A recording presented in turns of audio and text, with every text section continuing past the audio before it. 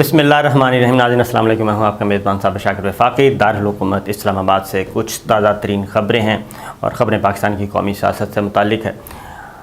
इमरान ख़ान की हुकूमत बनी थी तो एक ट्रेंड चलाया जाता था सोशल मीडिया पे बहुत ज़्यादा कि ये कंपनी नहीं चलेगी, और वो कंपनी तकरीबन पौने 4 साल तक चलती रही और उस कंपनी को उस वक्त तक नुकसान नहीं पहुंचा जब तक कि तमाम इमरान ख़ान की जो अपोजिशन है वो सारी मिल नहीं गई। हर तरह की जो अपोजिशन का जब इत्तेहाद हो गया तो तब भी वो कंपनी को नाकाम करने में नाकाम रहे, और फिर जो है वो इमदाद, बैरूनी इमदाद मांगी गई और फिर बैरूनी इमदाद मुयस्सर हुई और उसके बाद एक नई कंपनी बनाने की कोशिश की गई। लेकिन उस कंपनी ने आखिरी रात तक और आखिरी लम्हे तक रजिस्ट किया, मज़ाहमत की, और वो बिल्कुल खामोशी से अकेला शख्स जो है वो बैठा रहा और उसने कहा कोई मसला नहीं है, मैंने ना ही तौहीन अदालत करनी है, ना ही सुप्रीम कोर्ट पे हमला करना है, ना ही आला अदलिया के जजों पे कोई मुग़ल्लज़ात करनी है, किसी किस्म का कोई रिएक्ट नहीं करूँगा।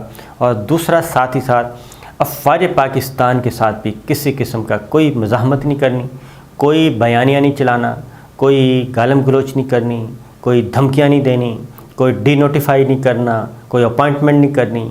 हर तरह से उसने ये कहा, और उसने कहा कि मैं जानूं और पॉलिटिकल प्लेयर्स जानें। इन पॉलिटिकल प्लेयर्स के हाथों में इतनी आसानी से गिरने वाला नहीं।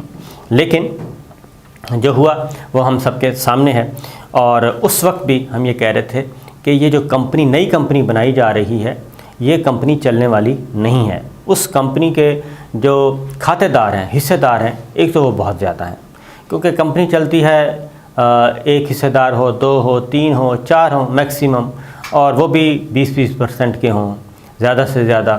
इससे ज़्यादा की जो कंपनी बनाई जाती है 20-20% शेयर के साथ तो चल जाती है, और उसके बाद अगर उस कंपनी को आप बनाना शुरू कर दें कि कोई 1% का शेयर है, कोई 2% का है, कोई 5% का है, कोई 3% का है, यानी जो आप जो भी सब वो कंपनी के लिए इकट्ठा करना शुरू कर दें कचरा, और उसके बाद कहेंगे जनाब ये कंपनी मैं कामयाब करके दिखाऊंगा, तो वो कंपनी उसके लिए ख़्वाब बैरूनी इमदाद जितनी मर्ज़ी पीछे हो और जितने मर्ज़ी पीछे लोग खड़े हों तो वो कंपनी चलने वाली होती नहीं है।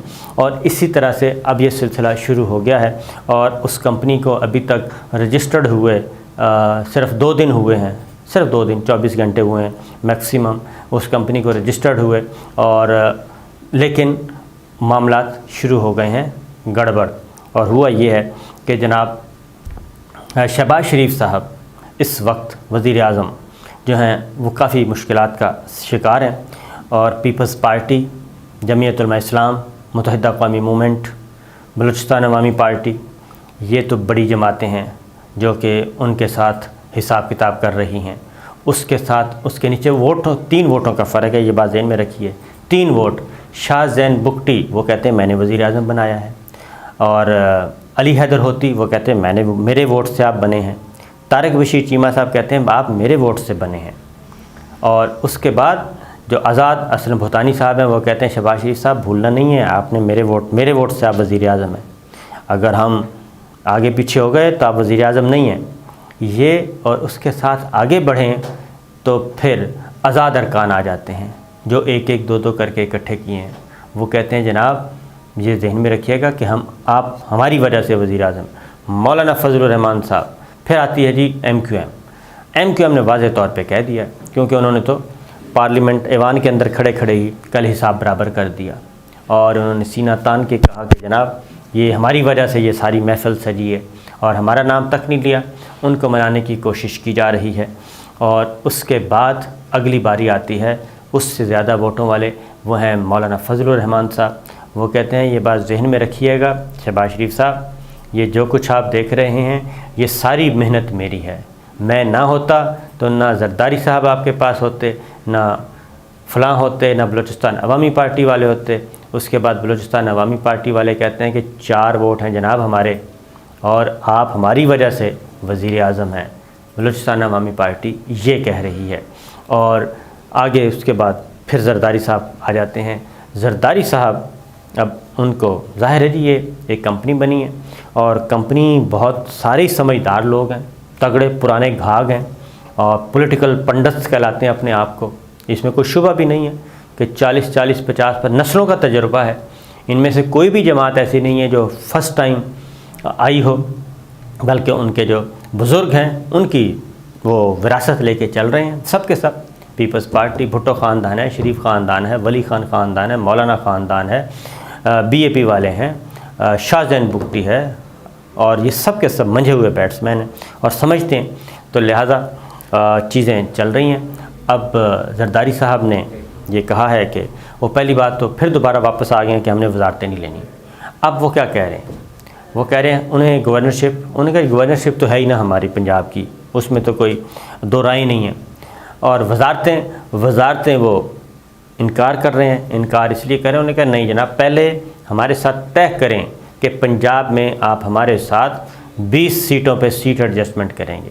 یعنی پنجاب سے انہوں نے 20 قومی اسمبلی کی سیٹیں مانگ لی ہیں، کم از کم 20 پنجاب سے قومی اسمبلی کی، اور اس کے نیچے جو ہوں گی صوبائی اسمبلی کی وہ بنتی ہیں 40 سیٹیں. یہ زرداری صاحب نے سامنے رکھ دیا ہے کارڈ کہ وزارتیں ہم اس وقت لیں گے. اب وزارتیں نہیں لینی، اگر وہ انکار کر دیتے ہم نے وزارتیں نہیں لینی، تو اس صورت میں کیا ہوگا؟ اس صورت میں ہوگا کہ ہم نے بس صرف آپ کو اعتماد کا ووٹ دیا ہے اور اس سے زیادہ آپ حکومت کا حصہ نہیں ہیں. آپ وزیر اعظم ہیں، آپ حکومت چلائیں. اور جیسے وہی کام اب پیپلز پارٹی وہی کام کر رہی ہے جو 2008 میں مسلم لیگ نواز نے کیا تھا. مسلم لیگ نواز آئی اور پیپلز پارٹی کی کولیشن گورنمنٹ بنی، پرویز مشرف صاحب کے سامنے گئے اور حلف اٹھایا. پرویز مشرف کے سامنے پریزیڈنٹ مشرف تھے، وہ ان سے حلف دیا ان کو، اور اس کے بعد صرف سوا مہینے کے بعد مسلم لیگ نواز باہر نکل گئی، کیونکہ معیشت کی بہت بری حالت تھی، بدتر حالت تھی. لہٰذا مسلم لیگ نواز نے کہا کہ یہ پیپلز پارٹی سے تو گورنمنٹ چلے گی نہیں، یہ پھل ہمارے پاس آ جائے گا.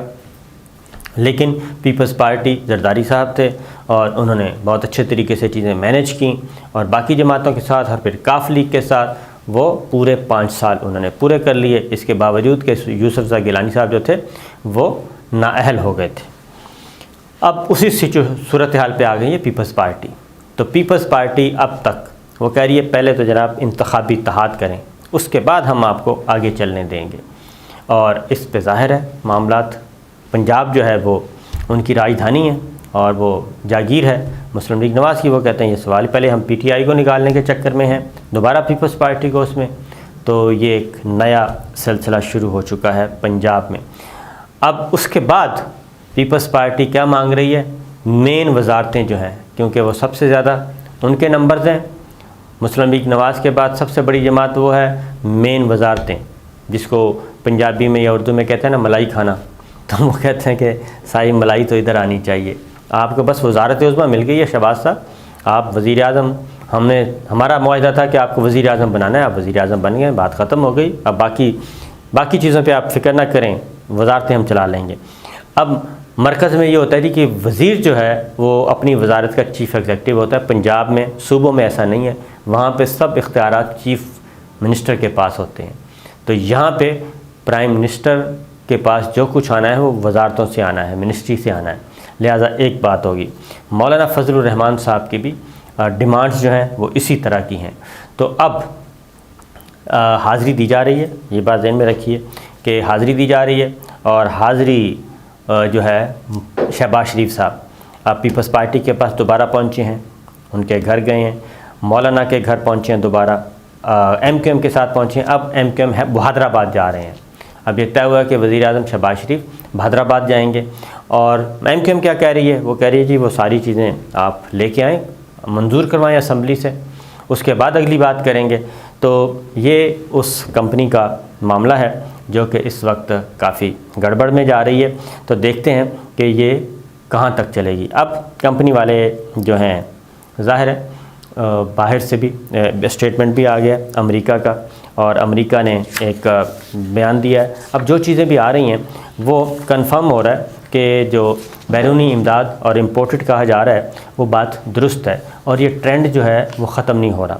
ٹرینڈ امپورٹڈ حکومت نامنظور والا ٹرینڈ جو ہے وہ مسلسل چلے جا رہا ہے، اور اس میں کوئی ریورس گیئر نہیں لگ رہا، نہ ہی وہ نیچے آ رہا ہے. باقی یہ بات اس میں ایک اور چیز بھی ہوئی ہے کہ جو ہمارے قومی سلامتی کے ادارے ہیں ان کے خلاف ٹرینڈ چلائے جا رہے ہیں، اور اس میں وہ ایلیمنٹ بھی شامل ہو گیا ہے جو پہلے ہی افواج پاکستان کے خلاف تھا، وہ بھی اپنا حصہ ڈال رہا ہے، لہٰذا اپنے حساب کتاب سارے برابر کر رہے ہیں۔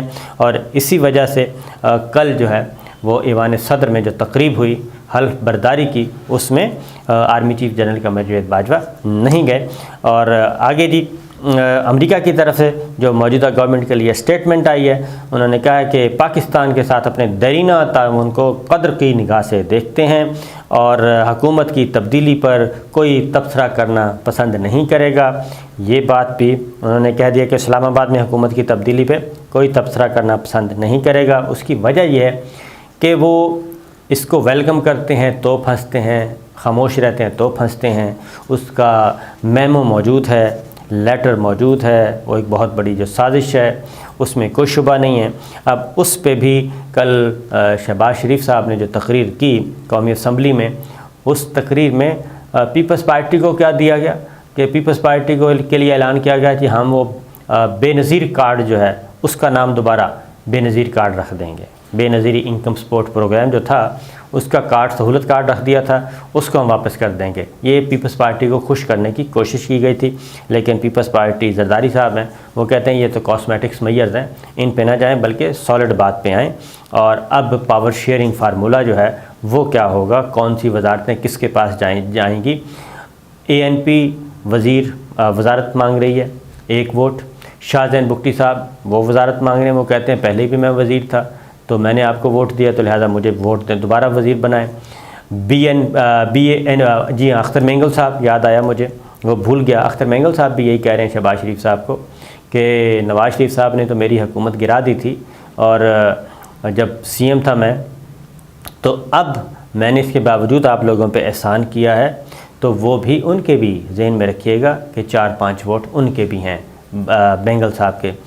وہ وزارتیں مانگ رہے ہیں، تو آزاد ارکان وزارتیں مانگ رہے ہیں، تو کتنی وزارتیں ہیں اور کیا کیا جائے گا، کس کو کیا کیا جائے گا۔ MQM وزارتیں پلس گورنرشپ، لیکن اس سے پہلا بڑا مطالبہ وہ ہے کہ جی یہ ذرا پہلے تو وہ لے کے آئیں قومی اسمبلی میں، ہمارا معاہدہ جو ہے وہ پورا کروائیں۔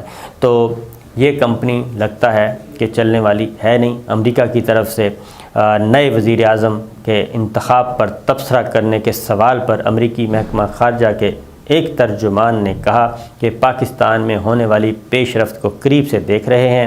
عمران خان کی تحریک عدم اعتماد کے ذریعے اقتدار سے بے دخلی اور قائد حزب اختلاف کے نیا وزیر اعظم بننے کے حوالے سے نشاندہی پر انہوں نے کہا کہ امریکہ کی پاکستان کے اندرونی عمل پر کوئی پوزیشن نہیں ہے اور نہ ہی اس پر کوئی تبصرہ کریں گے۔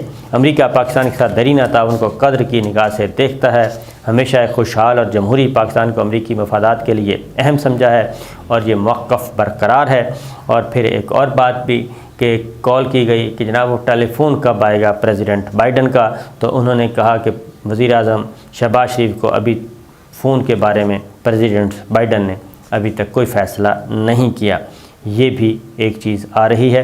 دوسری طرف چائنا سے جو رد عمل آیا ہے یہ حکومت کی تبدیلی پہ، وہ بہت ہی نپا تلا ہے، بہت محتاط ہے، اور ان کا سادہ زبان میں میسج آپ کو بتا دوں کہ انہوں نے کہا ہے کہ پاکستان ہمارا اسٹریٹجک پارٹنر ہے، ہم پاکستان اور چین اسٹریٹجک پارٹنر ہیں، اس پارٹنرشپ میں کسی قسم کی کوئی تبدیلی نہیں آئے گی، لیکن انہوں نے کہا کہ ہم دیکھ رہے ہیں اور ہم انتظار کر رہے ہیں اور ہمارے معاہدوں کو آگے بڑھنا چاہیے، یہ انہوں نے کہا ہے۔